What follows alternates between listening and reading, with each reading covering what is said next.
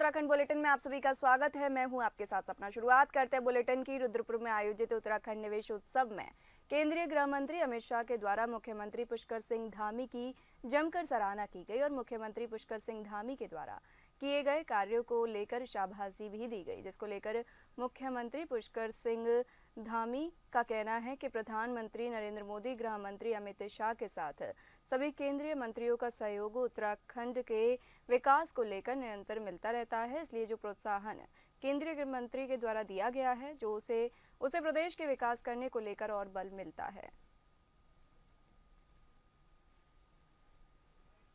कि आप प्रधानमंत्री जी और गृह मंत्री जी की प्रेरणा से ही हम 1 लाख करोड़ की ग्राउंडिंग तक पहुंच पाए और उसकी ग्राउंडिंग सेरेमनी में आदरणीय गृह मंत्री जी ने आकर हम सभी का मार्गदर्शन भी किया, प्रोत्साहन भी किया कि किस प्रकार से हमें आगे काम करना है।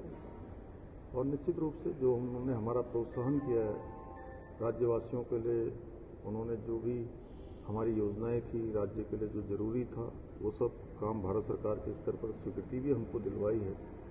और हमारी अब ऐसे समय में और जिम्मेदारी बढ़ जाती है और हम दिन रात मेहनत करके प्रयास करेंगे कि जो उन्होंने हम लोगों का प्रोत्साहन किया है, हम और तेज़ी से काम करें और अच्छा काम करें। और हमारे प्रधानमंत्री जी का जो कथन 21वीं सदी का तीसरा दशक उत्तराखंड का दशक होगा, उसको हर दृष्टि से धरातल पर उतारने के लिए पूरे प्राण से काम करेंगे। उत्तराखंड के मुख्यमंत्री पुष्कर सिंह धामी ने राज्य स्थापना दिवस से पहले आईटी, शहरी विकास और ग्रामीण विकास विभागों की समीक्षा की। मुख्यमंत्री ने कहा कि यह अवसर गेम चेंजर योजनाओं को आगे लाने का है, खासकर परिवहन और महिला उद्यमिता के क्षेत्र में। सीएम ने बताया कि सीमांत क्षेत्रों की महिला उद्यमियों को उद्यमशाला के माध्यम से प्रशिक्षण देकर उनके उत्पादों को बेहतर बाजार उपलब्ध कराने की रणनीति पर काम हो रहा है। उन्होंने आईटी सेक्टर में बेहतर मॉडल और एकीकृत ऐप के जरिए लोगों को त्वरित सेवाएं देने की योजना भी साझा की।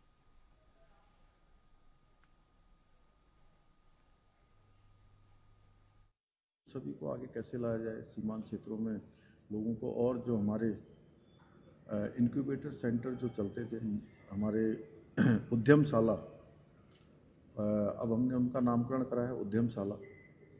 उन उद्यमशाला प्रशिक्षण केंद्रों में लोगों को प्रशिक्षण देकर उनके होने वाले उत्पादों को कैसे अच्छा बाजार मिले, कैसे अच्छा उनका विपणन हो, उस पर पूरी तरह से आज चर्चा हुई है। इसी तरह से आईटी के क्षेत्र में और अच्छा मॉडल बनाकर लोगों को ठीक सेवाएं, त्वरित रूप से सेवाएं मिलें और एक ऐप के माध्यम से पूरे प्रदेश के अंदर जानकारी संचालित हो। देहरादून में धामी ने राज्य आपदा परिचालन केंद्र पहुंचकर वर्षा जनित आपदा की समीक्षा बैठक ली है। इस दौरान उन्होंने अधिकारियों को जरूरी निर्देश दिए हैं। आपको बता दें कि सचिवालय में लगातार 3 महत्वपूर्ण बैठकों के बाद मुख्यमंत्री पुष्कर सिंह धामी अचानक उत्तराखंड आपदा परिचालन केंद्र पहुंचे। उन्होंने प्रदेश में लगातार हो रही भारी वर्षा की स्थिति का जायजा लिया और अधिकारियों से विस्तृत जानकारी प्राप्त की। मुख्यमंत्री ने संबंधित अधिकारियों के साथ बैठक की और राहत, बचाव और सतर्कता उपायों की अद्यतन स्थिति की समीक्षा की। उन्होंने सभी जिलाधिकारियों को अलर्ट मोड में रहने, संवेदनशील क्षेत्रों में विशेष निगरानी रखने और आवश्यकता पड़ने पर तुरंत कार्रवाई करने के निर्देश दिए। मुख्यमंत्री ने स्पष्ट किया कि जनता सर्वोपरि है और किसी भी स्थिति में त्वरित राहत पहुंचाना सरकार की प्राथमिकता है।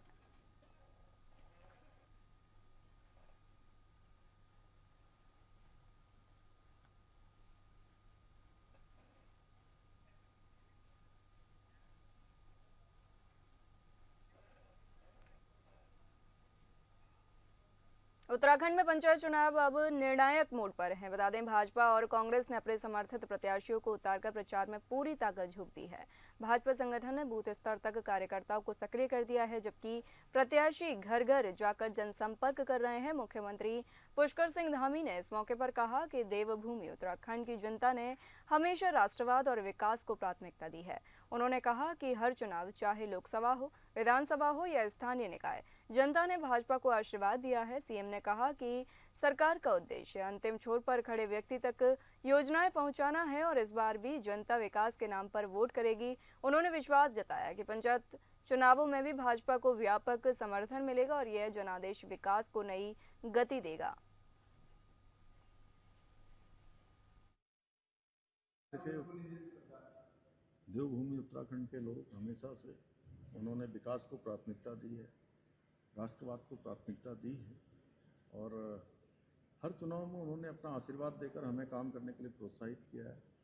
इस चुनाव में भी, चूँकि ये ग्राम सभाओं का चुनाव है, पंचायतों का चुनाव है, समाज के अंतिम छोर में रहने वाले लोगों का चुनाव है, उन तक सरकार की योजनाएं पहुंचनी है, राज्य की, केंद्र की। तो मैं यही कहना चाहूँगा कि जैसे उन्होंने, चाहे लोकसभा हो, विधानसभा हो या नगर निगम हो, नगर पंचायतें हो, नगर पालिकाएँ हों, सभी में भारतीय जनता पार्टी को अपना आशीर्वाद दिया है, समर्थन दिया है।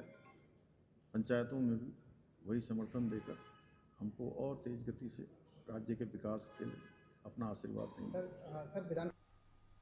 उत्तराखंड में पंचायत चुनाव के बीच एक बार फिर ग्रीष्मकालीन गैरसैंण का मुद्दा गरमाया हुआ है। बता दें, गैरसैंण को लेकर भाजपा प्रदेश प्रवक्ता विपिन कैथोला का कहना है कि गैरसैंण को ग्रीष्मकालीन राजधानी बनाने का काम भाजपा ने किया है। गैरसैंण के विकास के लिए सरकार लगातार काम कर रही है। रही बातें न्यायालय पर टिप्पणी करने की, तो भाजपा का काम नहीं है। विपक्ष का काम संवैधानिक संस्थानों पर टिप्पणी कर राजनीति करने का काम है। भाजपा जिस प्रकार से प्रदेश के विकास के लिए काम कर रही है, जनता का साथ हमें मिल रहा है और पंचायत चुनाव में भी भाजपा की जीत होगी।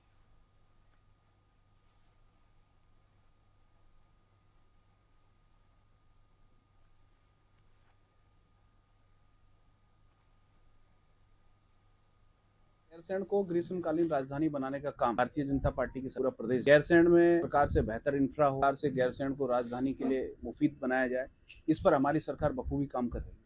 और रही न्यायालय की टिप्पणी की बात, तो माननीय न्यायाधीश हैं, वो सुनवाई के दौरान उन्होंने जो बातें कही हैं, वो न्यायालय के एक न्यायाधीश के ज्यूरिडिक्शन का विषय है, न्यायालय के अंदर चलने वाली बहस और उसका विषय है। न्यायालय पर टिप्पणी करना भारतीय जनता पार्टी का काम नहीं है। कांग्रेस संवैधानिक संस्थाओं पर टिप्पणियां करती है, कांग्रेस संवैधानिक संस्थाओं के पर हमेशा प्रश्न चिन्ह लगाती है। तो चाहे न्यायालय हो, चाहे अन्य संस्थाएं हो, कांग्रेस का काम है कि जो संवैधानिक संस्था है गैरसैंण के विकास के लिए सरकार लगातार काम कर रही है। रही बातें न्यायालय पर टिप्पणी करने की, तो भाजपा का काम नहीं है। विपक्ष का काम संवैधानिक संस्थानों पर टिप्पणी कर राजनीति करने का काम है। भाजपा जिस प्रकार से प्रदेश के विकास के लिए काम कर रही है, जनता के विकास के लिए काम कर रही है, जनता का साथ हमें मिल रहा है और पंचायत चुनाव में भी भाजपा की जीत होगी।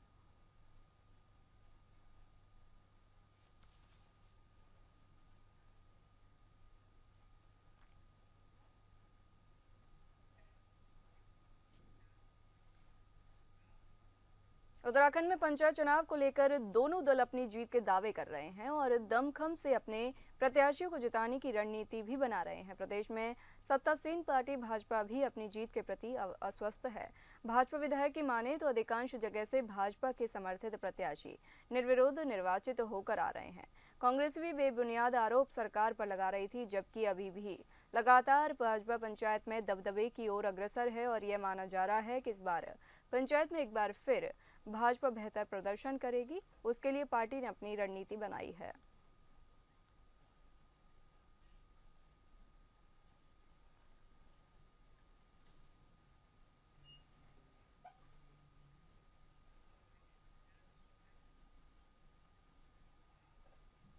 प्रदेश में पंचायत चुनाव को लेकर भाजपा ने अपनी पूरी ताकत झोंक दी है। पहले चरण के प्रचार में पार्टी के अधिकृत प्रत्याशियों ने कोई कसर नहीं छोड़ी और कार्यकर्ताओं ने उन्हें भरपूर सहयोग दिया। भाजपा को पूरा भरोसा है कि 24 जुलाई को पहले चरण के मतदान से ही यह स्पष्ट हो जाएगा कि जनता एक बार फिर भाजपा के पक्ष में खड़ी है। वहीं 28 तारीख को होने वाले दूसरे चरण के लिए भी कार्यकर्ता पूरी तैयारी में जुटे हैं और सरकार की योजनाओं को गांव-गांव तक पहुंचाकर लाभ दिलाने का कार्य कर रहे हैं। प्रदेश प्रवक्ता भाजपा कमलेश रमन ने कहा कि भाजपा की नीति, नियत और नेतृत्व पर जनता को भरोसा है और पंचायत चुनाव में पार्टी एक बार फिर भारी जीत दर्ज कर प्रदेश में परचम लहराएगी।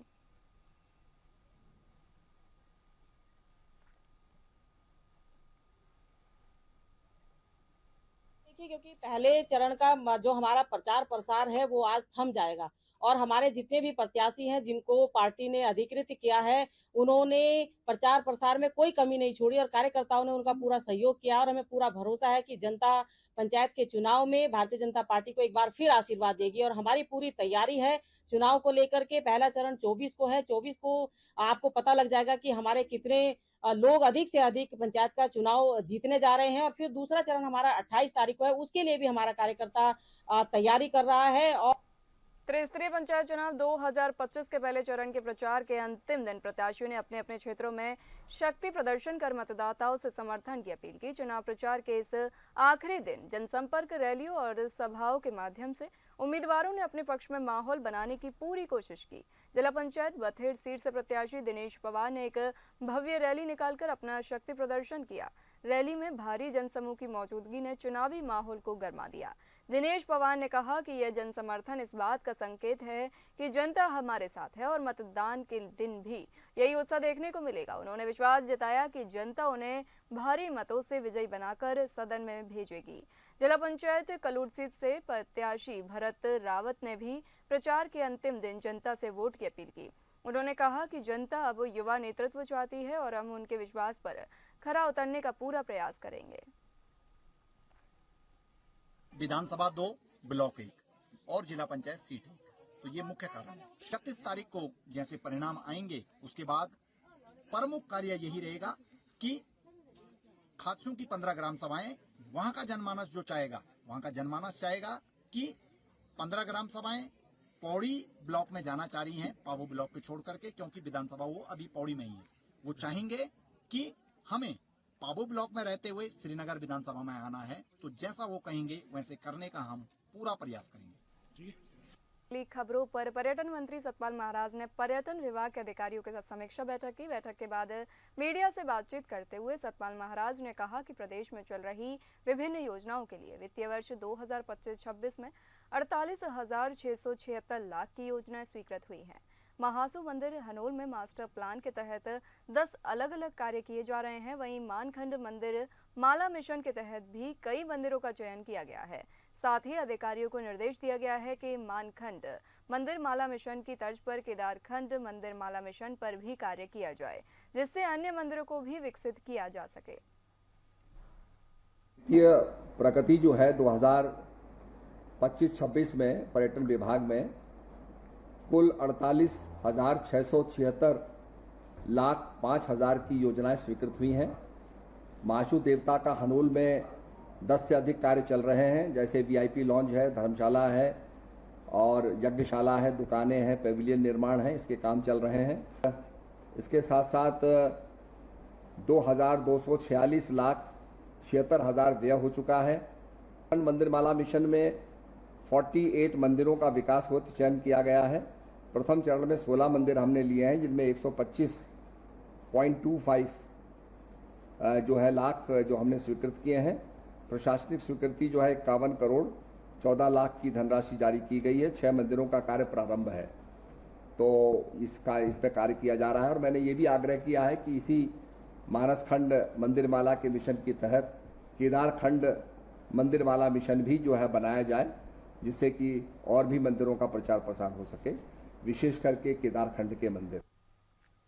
देश के 12 ज्योतिर्लिंगों में से एक बाबा केदारनाथ के उत्तर प्रदेश के इटावा में बने मंदिर को लेकर उत्तराखंड में अब भारी विरोध शुरू हो गया है, जिसका निर्माण केदारनाथ धाम की तर्ज पर समाजवादी पार्टी प्रमुख अखिलेश यादव ने इटावा में कराया है और उसका नाम केदारेश्वर मंदिर रखा गया है। लेकिन इस मंदिर का स्वरूप बिल्कुल केदारनाथ धाम की तरह ही बनाया गया है, जिसको लेकर उत्तराखंड में केदारनाथ धाम के तीर्थ पुरोहितों ने इटावा में बनाए गए मंदिर का विरोध शुरू कर दिया है, जिस पर अब विपक्ष ने भी सरकार को घेरना शुरू कर दिया है, क्योंकि सरकार ने कुछ दिन पहले दिल्ली में बन रहे केदारनाथ मंदिर विवाद के बाद 4 धाम की तर्ज पर देश में कहीं भी मंदिर बनाने के खिलाफ कानून बनाने की बात कही थी। दरअसल ये पहला मामला नहीं है जब देश में केदारनाथ धाम जैसे विश्वविख्यात मंदिर की तर्ज पर किसी मंदिर का निर्माण हो रहा है। इससे पहले दिल्ली के बुराड़ी में केदारनाथ धाम की तर्ज पर केदारनाथ मंदिर का निर्माण किया जा रहा था, जिसका निर्माण तीर्थ पुरोहितों और शंकराचार्य स्वामी अभिमुक्तेश्वरानंद के विरोध के बाद बंद कर दिया गया। और धामी सरकार ने कैबिनेट में ये फैसला भी लिया कि भविष्य में अगर कोई उत्तराखंड के 4 धाम से मिलते जुलते मंदिर का निर्माण करता है तो उसके लिए सख्त कानून बनाया जाएगा। केदारनाथ धाम देश का ही नहीं बल्कि पूरी दुनिया भर के जो है कि ये विशेष इसकी जो धार्मिक महत्ता जो है पूरी दुनिया में इसकी धार्मिक महत्ता है। और वेद पुराणों में भी श्री केदारनाथ धाम की गाथा और उसके महत्व के बारे में बताया गया है। यह पावन धाम सिर्फ स्थल जो इसका हिमालय क्षेत्र में ही विराजमान रह सकते हैं। इसका कहीं अगर कोई दुरुपयोग किसी तरह से इसके नाम के और ट्रस्ट की कहीं पर भी जो है कि उसका मिसयूज होता है, निश्चित ही उस पर जो है कि कानूनी कार्रवाई की जाएगी। और हम इस पर जो है कि सरकार और विधिक राय अपना जो कानूनी रूप से जो हमने विधिक राय उस पर हम ले रहे हैं, उसके बाद हम इस पर कार्रवाई करेंगे।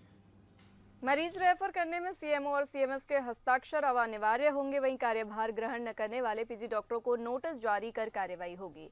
स्वास्थ्य सचिव डॉक्टर आर राजेश कुमार ने बैठक में निर्देश दिए।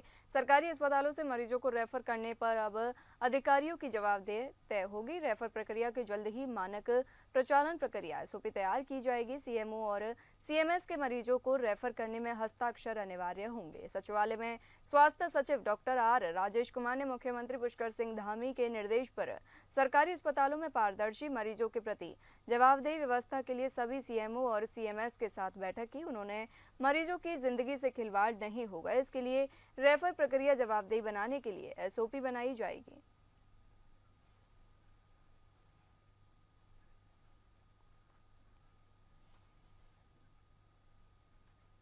उत्तराखंड के प्रसिद्ध लोक गायक पवन सेमवाल का एक गीत पिछले कुछ दिनों से सोशल मीडिया पर जमकर वायरल हो रहा है, जिसमें मुख्यमंत्री पुष्कर सिंह धामी से जुड़े कुछ टिप्पणियां की गई थी। इस गीत को लेकर सियासी घमासान मच गया है। वहीं इस पर भाजपा ने इसे दुर्भाग्यपूर्ण बताते हुए कहा कि कुछ असंतुष्ट और राजनीतिक विरोधी तत्व सरकार की छवि धूमिल करने का प्रयास कर रहे हैं। भाजपा प्रदेश मीडिया प्रभारी मनवीर चौहान ने कहा, पूरे उत्तराखंड में धामी सरकार के विकास कार्यों की गूंज है। ऐसे समय में कुछ लोग सस्ती लोकप्रियता और राजनीतिक एजेंडे के तहत अफवाह फैलाने की कोशिश कर रहे हैं और जो सही नहीं है। पुलिस अब इस वायरल वीडियो की जांच में जुट गई है और ये देखा जा रहा है कि इसमें किसी तरह का आपराधिक कृत्य या कानून का उल्लंघन तो नहीं है। प्रशासन ने साफ किया है कि किसी की व्यक्तिगत छवि खराब करने वाले कंटेंट को बर्दाश्त नहीं किया जाएगा। उत्तराखंड के जन जन में धामी सरकार के विकास कार्यों के गीत गूंज रहे हैं, लेकिन कुछ विघ्न संतोषी लोग, कुछ विरोधी लोग सरकार की छवि को धूमिल करने का प्रयास कर रहे हैं। यह बहुत ही दुर्भाग्यपूर्ण है। और जिस प्रकार से सरकार के विकास कार्यों के बदौलत उत्तराखंड राज्य देश और दुनिया में एक नई पहचान बनाने का काम सरकार के द्वारा किया गया है, मुझे लगता है विरोधी लोग इस कारण घबराहट में हैं, हताश हैं और निराश हैं, इसलिए इस तरह का प्रपंच वो रच रहे हैं। द्वाराहाट नगर पंचायत क्षेत्र में सफाई कर्मचारी सफाई न करके ग्रामीण क्षेत्र में सफाई करते हुए नजर आ रहे हैं। बता दें, ऐसे में अब जब हमारे संवाददाता विमल शाह ने सफाई कर्मचारियों के ठेकेदार से दूरभाष पर बात की, तो ठेकेदार ने जब इसकी तह तक पहुंचे तो अधिशासी अधिकारी जीवन सिंह रावत ने बताया कि हमें तो उप जिलाधिकारी द्वाराहाट ने कहा था। क्या उप जिलाधिकारी के कहने या आदेश देने पर नगर क्षेत्र की सफाई व्यवस्था को छोड़ दिया जाएगा, जबकि नगर पंचायत एक स्वायत्त संस्था है और उप जिलाधिकारी पूरे तहसील के हैं, तो क्या तहसील की किसी भी जगह पर सफाई कर्मचारियों को भेज देंगे या ये नियम के विरुद्ध है?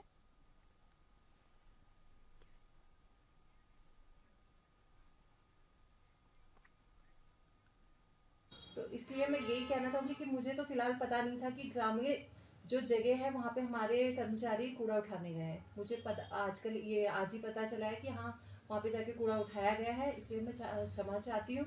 और जो ये कूड़ा व्यवस्था जो हमारी ये है कूड़े उठाने की व्यवस्था है, उसे मैं दुरुस्त करना चाहूँगी। कि सर का फ़ोन आया है और क्या कहते हैं वहाँ थोड़ा सफाई का देख लेना, और जब भी खाली टाइम होगा तो उन्होंने क्या करा कि जो सुबह के समय यहाँ की सफाई करी होगी उन्होंने, उसके बाद वहाँ चले होंगे, तो इस वजह से थोड़ा बवाल है इस वजह से। और ऐसा कुछ मैंने कोई निर्देश ऐसा नहीं कहा कि उनसे कि यहाँ सफाई मत करो पहले, जैसा आप लोग कह रहे हो कि यहाँ सफाई नहीं हुई है, तो ऐसा मैं क्यों कहूँगा उनसे कि क्या कहते हैं यहाँ सफाई ना करो करके। करने की वो हो नहीं पा रही है, मगर मैं जल्द से जल्द अपने कर्मचारियों पे भी ये कहना चाहूँगी कि मैं उन सभी से वार्तालाप करके उनको व्यवस्थित करना चाहूँगी। और मुख्यमंत्री पुष्कर सिंह धामी के निर्देश पर प्रदेश भर में ऑपरेशन कालनेमी चलाया गया तो हरिद्वार में पकड़ में आए तमाम कालनेमियों के पीछे हिंदू ही नहीं बल्कि दूसरे धर्म के बहरूपी भी भगवा चोला ओढ़े हुए नजर आए।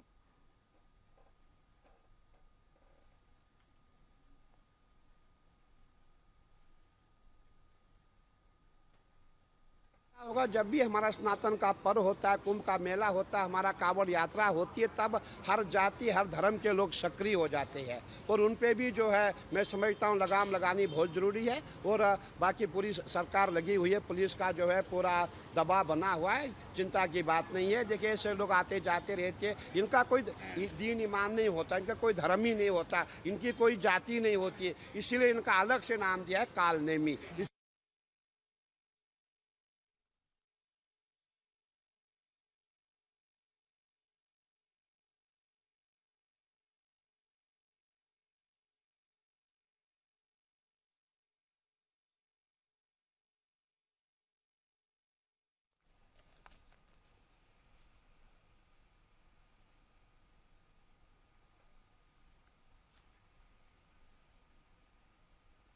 लगातार हो रही मूसलाधार बारिश ने मसूरी समेत पूरे प्रदेश भर में जनजीवन को अस्त व्यस्त कर दिया है। प्रदेश भर में नदी नाले उफान पर हैं और मौसम विभाग ने ऑरेंज अलर्ट जारी किया है। मसूरी में पुराना टेहरी बस स्टैंड के पास भारी भूस्खलन हो गया, जिसमें पत्थर और मलबा सड़क पर आ गिरे। इस कारण यातायात पूरी तरह बाधित हो गया। पीडब्ल्यूडी ने राहत कार्य शुरू किया है और जेसीबी मशीन की मदद से मलबा हटवाकर मार्ग को साफ किया गया। प्रत्यक्षदर्शियों के अनुसार भूस्खलन के समय सड़क से 2 स्कूटी सवार गुजर रहे थे जो बाल बाल बच गए।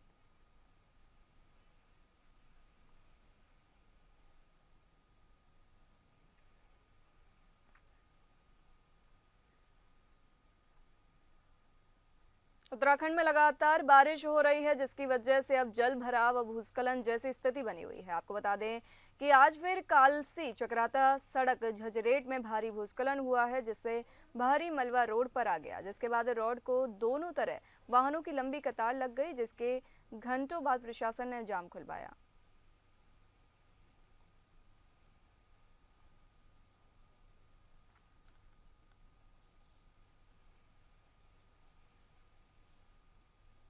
फिलहाल इस बुलेटिन में इतना ही। नमस्कार।